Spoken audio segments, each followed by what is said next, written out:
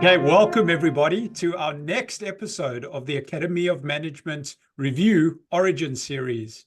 This is the series where we take you behind the scenes of the papers that are either recently appeared or forthcoming in the Academy of Management Review to learn a little bit about what went on in the development, the evolution, and the refinement of the papers that you finally see in press. And today we've got a fascinating paper, a paper that sort of takes us back to some of the fundamental issues around management, organizational structure, organizational design. The paper's title is Connected but Conflicted: Separating Incompatible Roles in Organizations. And in order to talk with us about this paper, we've got both of the authors, Nicolay Worren and Shawn Pope. So Nicolay, if we can just allow you to introduce yourself a little bit. Where in the world are you and what's your research identity? Yeah, thanks for introducing us and thanks for having us. So my name is Nicolay Worren. I'm currently a professor at the School of Economics and Business at the Norwegian University of Life Science. So this is a relatively small university, about 40 minutes by car outside Oslo in Norway. And I met Shawn here when he was a postdoc here, which he can tell him more about later. And I'm currently also Associate Dean for Research at our school. We have about 30 doctoral students and 10 postdocs, I think. Awesome, thank you. Shawn, what about you? Yeah, sure. So thanks, Greg. My name is Shawn Pope. I'm an associate professor of business strategy at ESSEG School of Management in Paris, France. In the summer, I'm an instructor at Stanford University, where I teach a course on business strategy to really bright high school kids. That's where I received my master's degree and PhD. As far as my research identity, generally, I study social responsibility, business ethics, globalization, institutional theory. But I have this long-standing partnership with Nicolay where I'm learning more and more about organization design, which I also find to be fascinating. And Shawn, you're a sociologist, or you're trained in sociology. Did I read that correctly? Exactly. Yeah, my master's and PhD were in sociology. Okay, good. And it still informs my mindset, I believe. Oh, sure.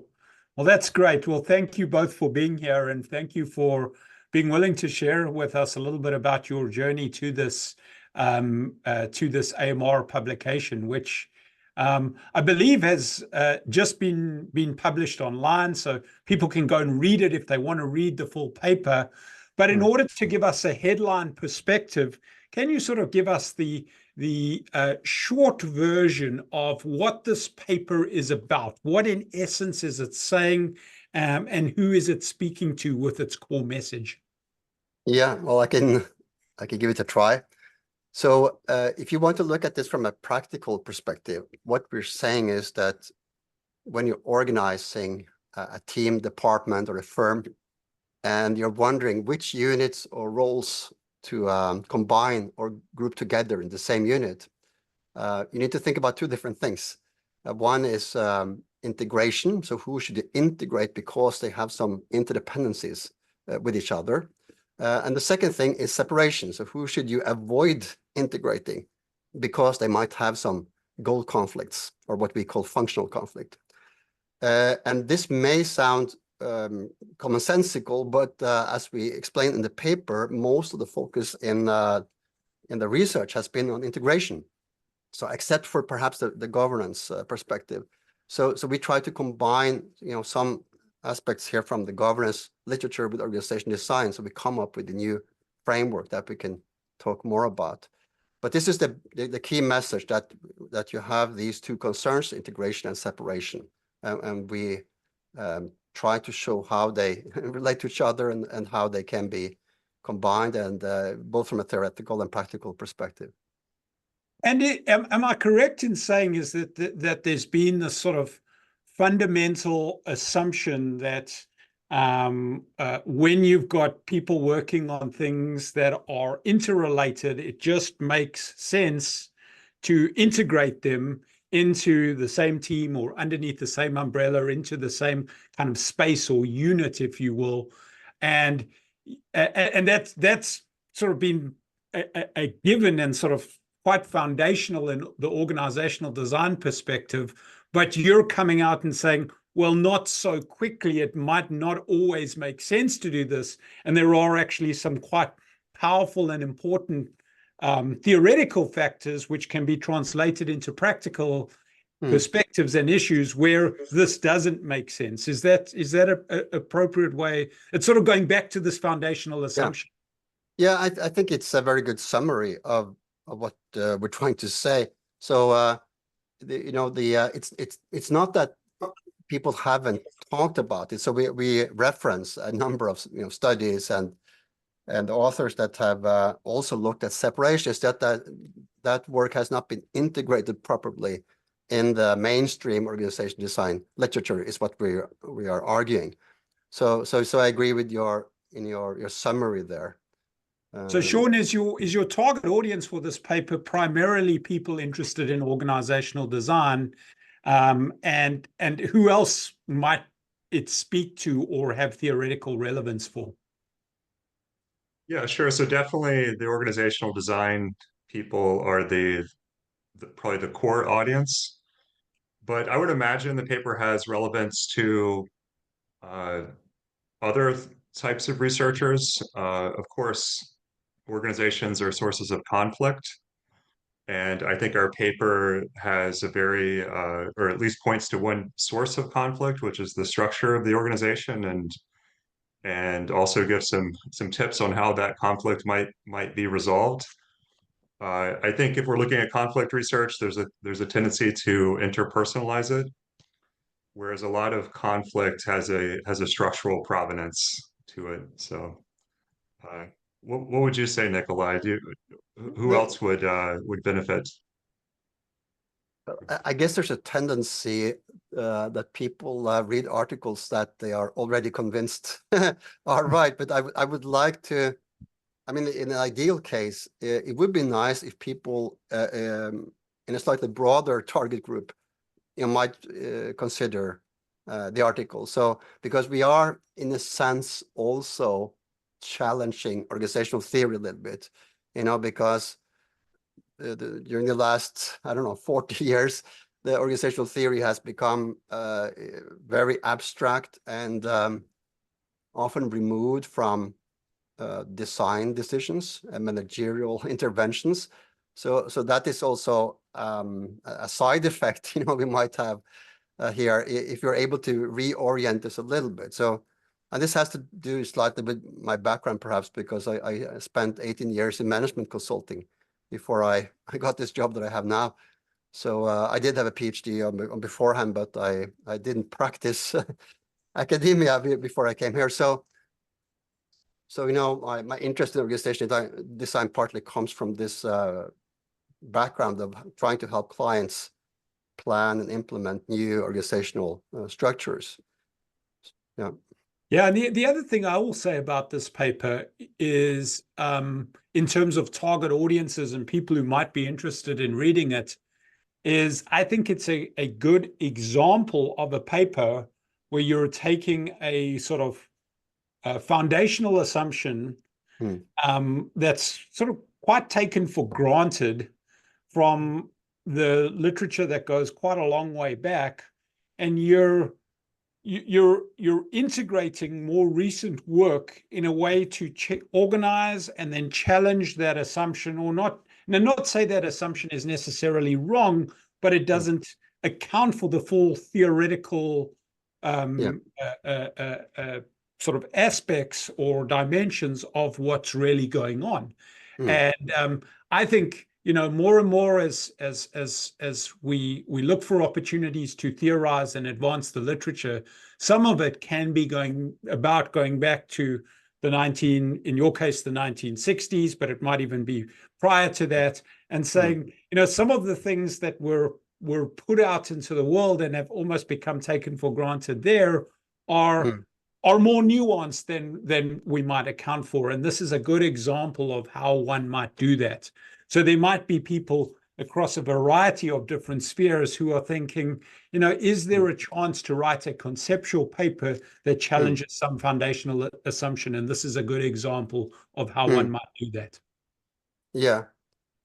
And I think, Shawn, we can also maybe mention here that the selection of the theory that we are challenging or extending, it was of course also very important for the development of the paper, because I think it was only in the most recent versions of the paper that we actually had this very clear target, and that helped us enormously, I think, because the earlier versions that we had, it contained some of the same ideas, but it was maybe unclear what exactly we were proposing, or what we were contrasting it with, or what contribution we had compared to the received wisdom.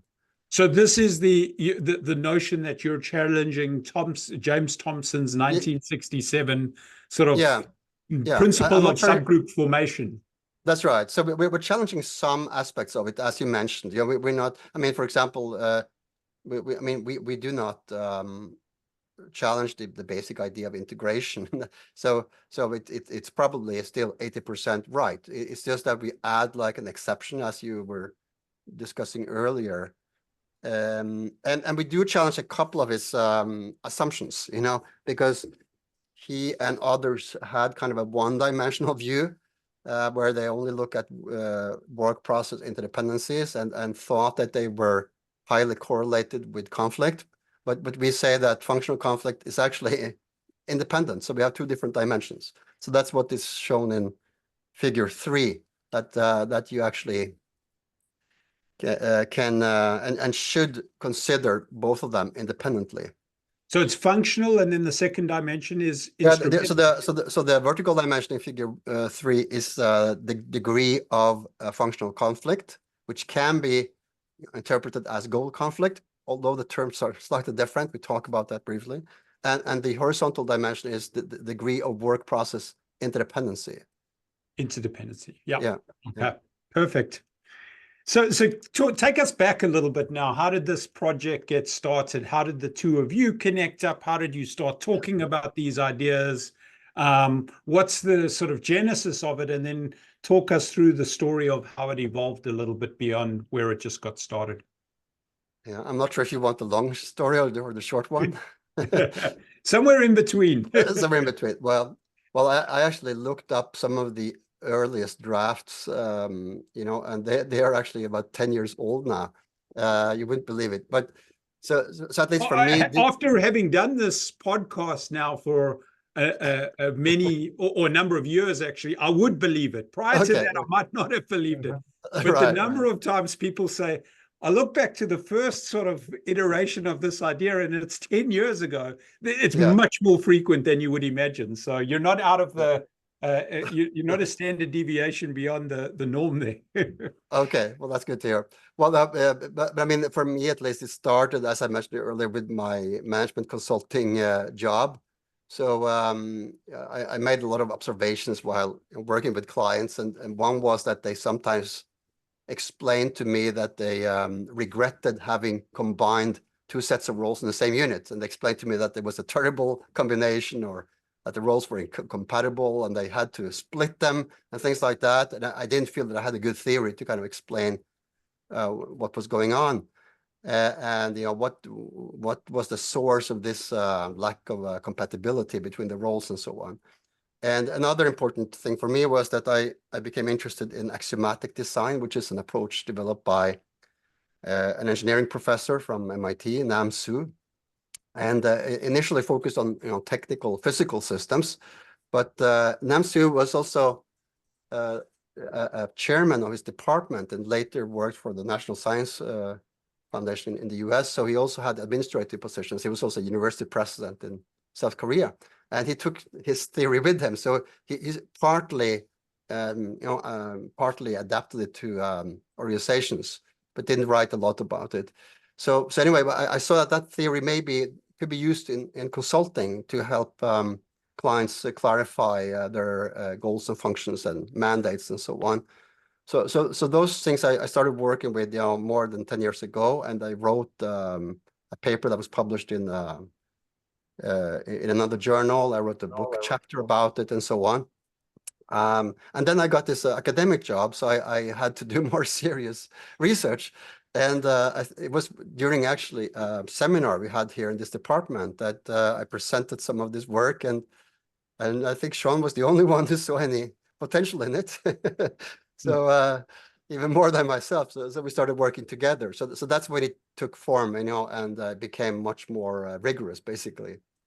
Shawn, what was it that gripped you, and sort of how did it evolve once you got involved? What were some of the things you and Nicolay did between you to sort of advance the project? Yeah, sure. So just to go back to where I entered the story, it was at a research day or a research seminar at the Norwegian University of Life Sciences. And Nicolay presented this paper to me and to his other colleagues. And I remember thinking right away that this idea is very fundamental. It really gets back. I mean, my thinking at the time is this kind of reminded me of Adam Smith's pin factory when he was talking about the division of labor and how it creates enormous productivity gains. And I thought, wow, Nicolay he's just going right into the center of the field, and he's boldly standing there and say, I have something important to say about this. And I remember just making a comment in the seminar that I thought this is really fundamental, and just trying to give some encouragement to Nicolay to, just that he really has a really good idea. And at the end of the seminar, I believe, Nicolay, you invited me to join the paper, which I happily did. And this was the beginning of a partnership with other projects that we have going on. But from there, I think the role I played was just kind of an interested semi-outsider who had skin in the game, and who liked the idea and kind of got it at first. And I started helping with the writing and with the organization of the sections, and just trying to be really critical, and yeah, getting a nice story in place, which is that's how I hope I contributed, Nicolay. Oh, you did. But I'm not sure if we're supposed to admit here, Greg, that we also received some rejections when we first Yeah. tried to publish this. Are we supposed to admit it, or? I think that's very valuable for people to know that Okay. you don't always hit on your first time. Well, I think the who's who in management has rejected this paper. So So you didn't start out saying we're going to write it specifically for AMR. no, You wrote it and you sort of shopped it around. Some people rejected it, and then you found someone at AMR who saw something within what you had done. Is that a useful summation? yeah. So I think that so no, we didn't aim it at AMR at all, and we would probably. I mean, at the time, we would probably have been, happy with getting it published, somewhere else. But there were, I can't remember the number now, but there were several journals that rejected the manuscript. So I think it only got 1 or 2 reviews, but we did learn a lot from those reviews. So that's maybe the one thing we did right, is that we carefully looked at the feedback, and we realized that people were misunderstanding some of the arguments, for example. So we had to communicate the content in a different way. And we had to structure the whole paper so that we, avoided those concerns that people had with the earlier version. So, but I mean, the idea is exactly the same as we had before. It's just that the structure and the writing changed quite a lot. So can you point to some of the things that are maybe even a little bit more concrete in terms of what did you do differently in response to that feedback that you got when it was rejected? What about the structure, or what about the reorganization of the content, the layering of the content? Did it relate to examples? Did it relate just to the ordering? Can you just be a little bit more concrete for us? Maybe you remember more than I do, Shawn. So you already pointed to one thing, because in the version now which is published, I think it's much clearer which theory we are challenging or adding to or extending. So that is clear from the second paragraph, I think. Yeah, that is very clear as a first-time Yeah. reader. Yeah, exactly. And it's not even like you're attacking Thompson. I mean, no one really attacks Thompson. But And we have you're great just saying respect just for. more. Just, yeah. Yeah, exactly. So that at least that one it's a lot better, I think, than in the earlier versions. I also think that the framework in Figure 3 that I mentioned, that was developed later, so that was not part of the initial version. Do you remember other feedback that we received, Shawn? Yeah, I do remember right before we submitted it to AMR, we did a very heavy overhaul of the paper, and basically to me we fleshed out everything. Before we had a nice main theory and a good argument that I thought was quite elegant. But I remember in that submission or in the revisions that we did right before we submitted to AMR, we basically just kind of fleshed out more dimensions of the argument. So looking at the practical implications of it, so how to resolve functional conflict. The literature review was a bit longer. We basically looked at all these other literatures that had dealt with analogous things to functional conflict. Sharpened the example and made it much longer. So I think for me, this is kind of a topic paper. The topic is grouping roles. And then we have this argument, and we basically just looked at that argument from many more angles and, causes, resolutions, more examples. So I think it was just kind of a fleshing out, putting a lot more meat on the bone so that when the reader read the paper, they felt like they had been delivered, a 5-course meal of that was delicious in all aspects. I love that metaphor, by the way. That's a very, very good metaphor. Thank you. What about so obviously you did enough to get both the editor and the reviewers somewhat intrigued, and then had to respond to whatever feedback they gave you. What about the R&R process? What did you learn through now being in the R&R process, responding to reviewers, and what about the paper evolved, changed even further as a result of that? I think we skipped one thing, Shawn, and that was that the initial version that we submitted to AMR was something like 70 pages. That somehow we had ignored the page limit. So we received a very stern letter back from the main editor. We thought actually it was a rejection letter because it was so critically formulated, but it only said that we had to get it down to 35 pages. So then that was Shawn's job then to basically delete unnecessary words, and he promised me to keep all of the arguments, and he did. So I think that actually made the article a lot better as well, because now it's a lot more compact than it was initially. But we also had a lot more to say. So I want to double click on that, because I think that's a challenge that a lot of people land up confronting, is that an idea evolves and it balloons and the paper gets longer and longer, and then they face the challenge of having to cut it down. Shawn, can you take us through just some of the pragmatic things that you did to keep the core of the argument in the paper, but reduce it in length and keep it readable?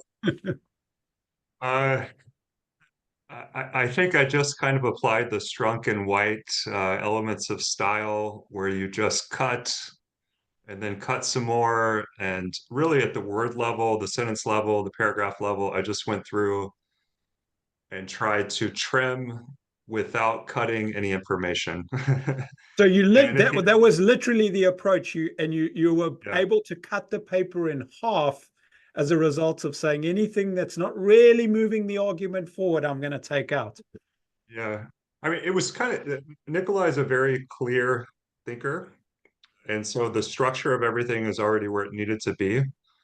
So I literally was just able, I think, to prune and trim and make things a little bit more concise over here. But I did it everywhere, even in footnotes, even taking out even some references. sites, I think we even removed references. Yeah. Yeah. So it just was much more compact. I think the effect of that was the paper became more forceful. You know, it gained a lot more momentum. It seemed to have a kind of a forward motion to it. Yeah. But Yeah, yeah, and I have to say that one thing I'm positively surprised by is the fact that the reviewers in no way wanted us to be more modest or want us to kind of moderate the argument. On the contrary, so because I had the kind of fear that it would become more politically correct or less controversial or something like that as a result of the review process. Sometimes that happens, but here I feel that the paper has some spark to it, and I'm very happy about that because during the process, the same arguments were there, but just stronger. And you mentioned, how that process unfolded, and I think here we had the benefit of having had the previous versions, and the experience with other journals, because I think it was accepted within 1 year or less. So it went quite fast, and I think the only reason for that was the fact that we had already revised it several times before. So yeah, there were still many things we needed to address, obviously, but maybe not as many as if we had submitted it to AMR the first time. Yeah. Well, congrats on getting that done. And I just want to double click or reiterate the point that cutting a paper can give it real momentum and gravitas when you read it, because that was the sense I got in reading it.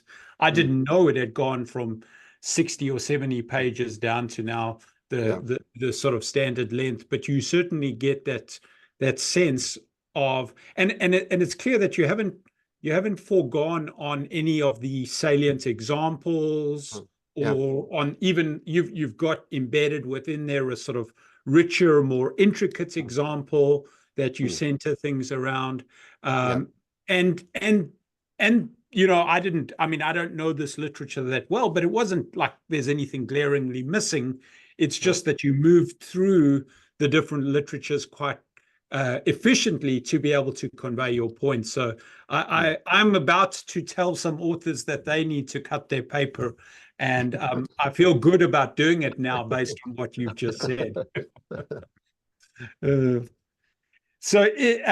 Talk to me a little bit about the development of, you've got 3 figures in the paper and I think 3 or 4 tables, and just a little bit about the role that they played in helping your thinking evolved, and then the communication of your ideas become more concrete and clear, because they're not necessarily the typical type of, at least figure 1 and 2, and even figure 3 to some extent, which is more the dimensions. But figure 1 and 2 aren't necessarily the typical type of figures we might see in an AMR paper. They certainly add to the arguments and to the conversation of what you're saying. So can you just tell us a little bit about the development and evolution of those?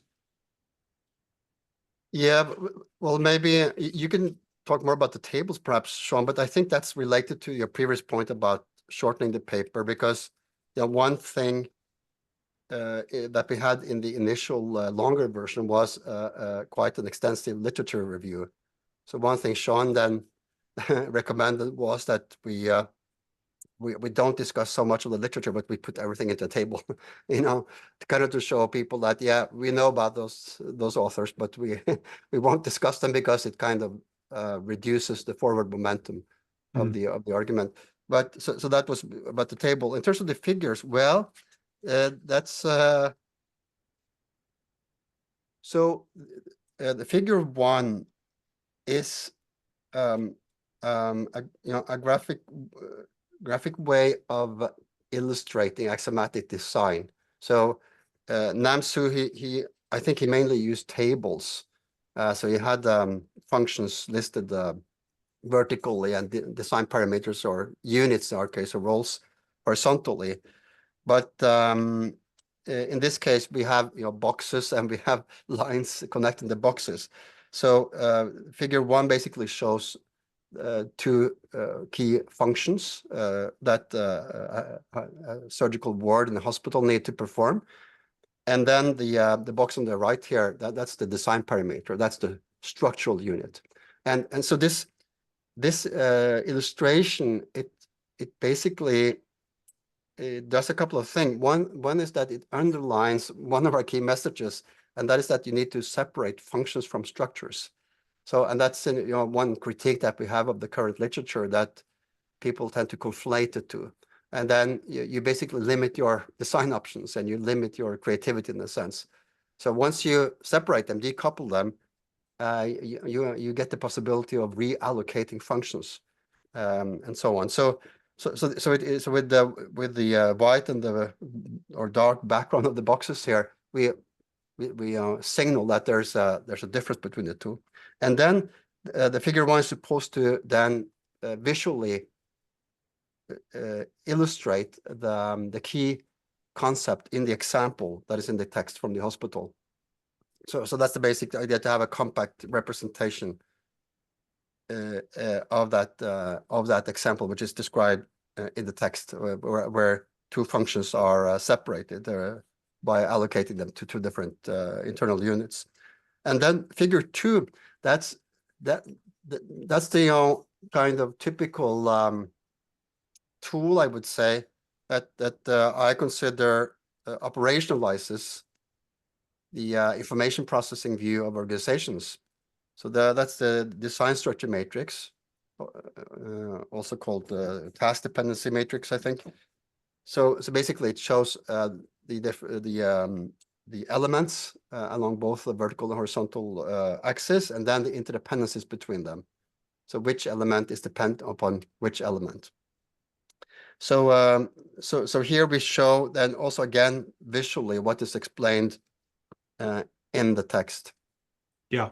So I would argue figure 1 is sort of, okay, let's visually represent what's going on in the example. Figure 2, you're now taking it to more of a theoretical level. And then figure 3, you're sort of summarizing everything you've said in the paper in along these two dimensions.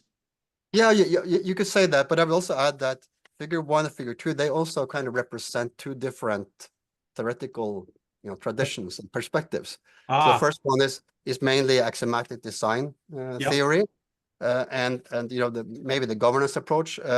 And the second one is the information processing view of organizations. So they come from two different angles. But as you mentioned, we try to integrate them then in figure 3. Okay, that makes a ton of sense. Super. That's great. Yeah. And then anything else just on the use of the tables, Shawn, or how you saw the tables as sort of helping you tackle your task and your tasks over time? Absolutely. So one thing I'll say about this paper is it has a lot of tables and figures. It has 8 of them. I think they're all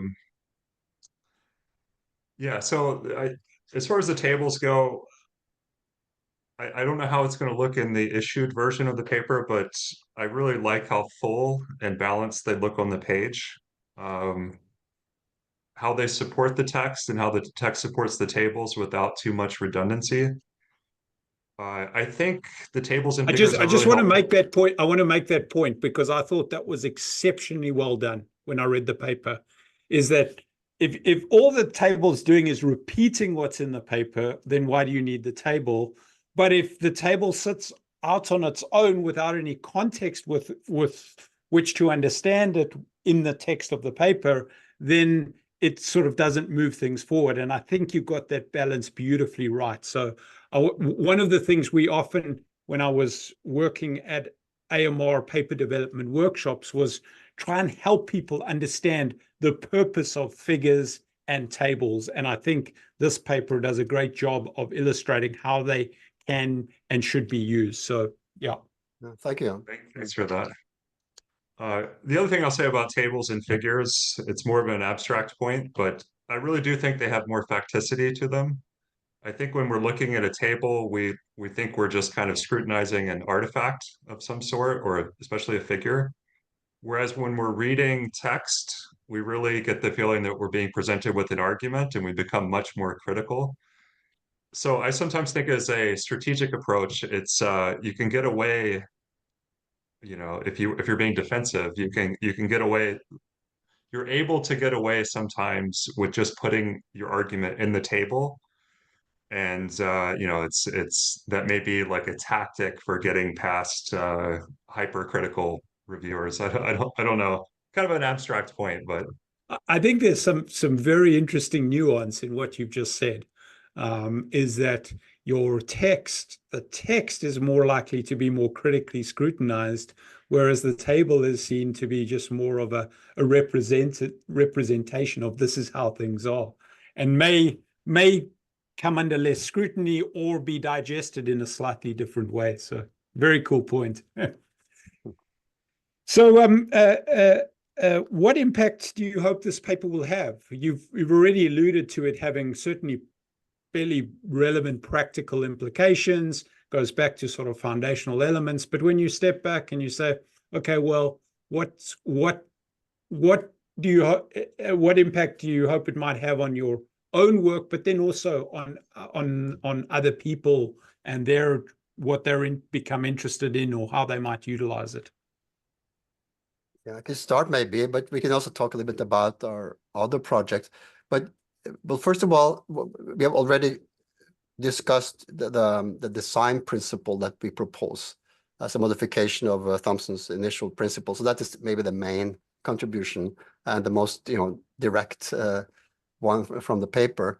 But more broadly, another potential effect here, if we are lucky, is that we get some acceptance for the functional perspective that we are using here, which is a little bit different from what is currently used in mainstream organizational theory. And we discuss at the end of the paper, so even some specific other works that we think could benefit from integrating this perspective.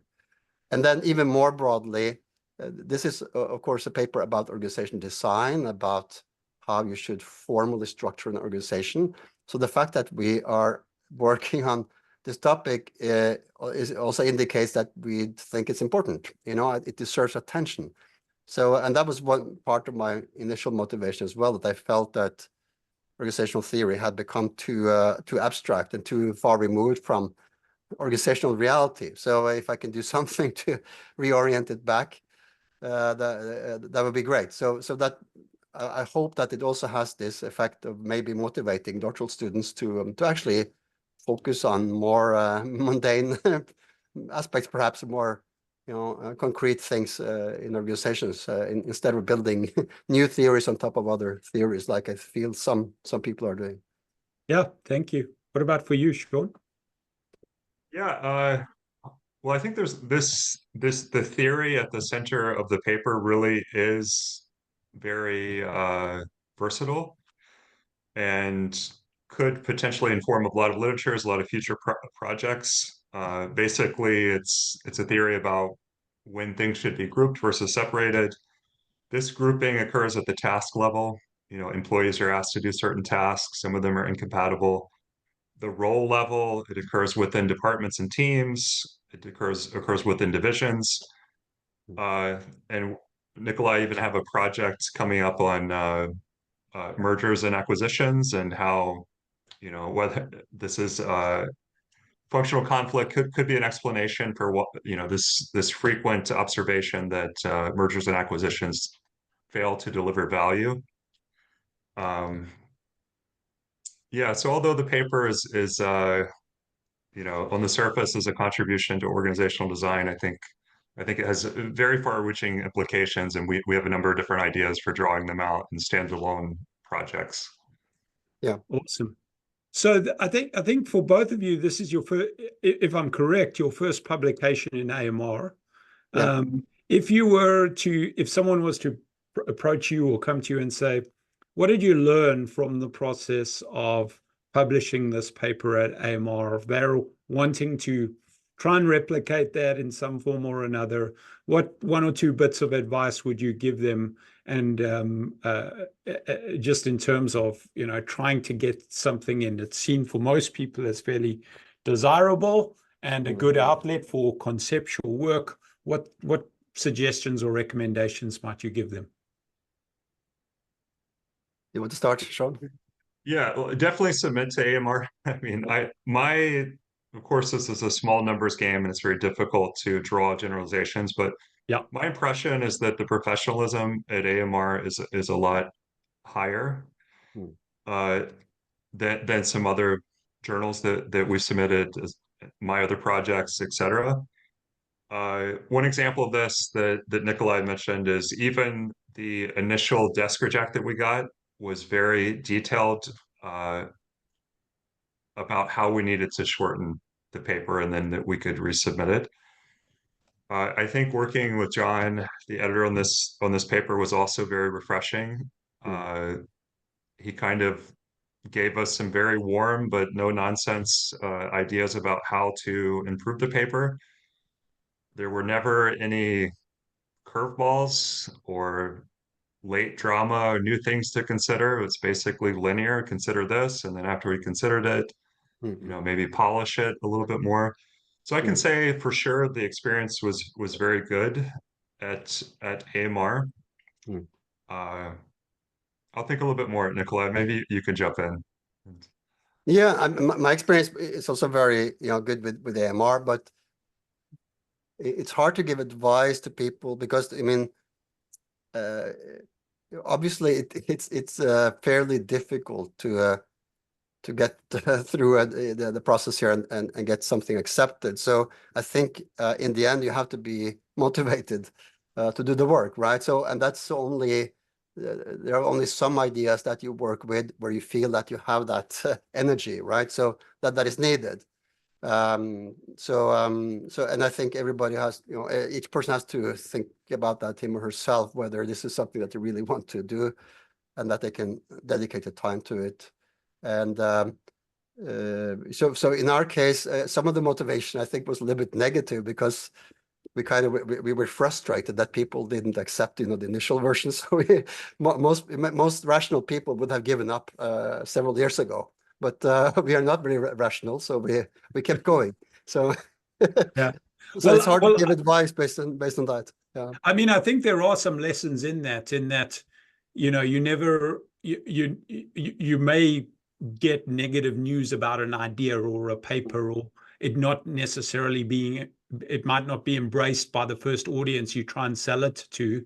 And a big part of it is stepping back and saying, well, what can we learn from that? How can we enhance what we've done based on that? And where might we find a new audience for that idea? And I think that's an important lesson. But then when you go to that new audience, try and understand what their norms, practices, or requirements are in terms of page length and other things. It's not always the case you'll be given a chance to cut it down. So being conscious of that is important. Yeah. Well, thank you. I'll just, okay. Well, I was just going to say, Nicolay and I think about it, have given each other a lot of moral support through the difficult process. And for future authors, it's always important to remember that the submissions are kind of like independent trials in statistics. The new journal doesn't necessarily know the history with the previous journals, and they're going to approach the paper as something that's new for them.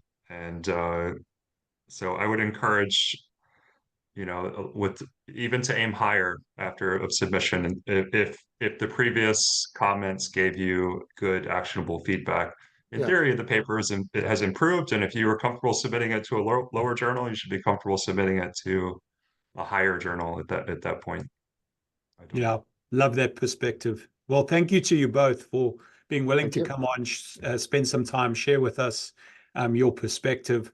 I think it's great insight and ideas for people who want to take something that, as you point out, is fairly fundamental, maybe tackles or evolves an idea that's been taken for granted for many years, and elaborates on that in a way that sort of gives people new perspective and insight. So appreciate your time and effort and energy just in sharing that with us. Thank you. Thank you for Thanks for inviting having us. us.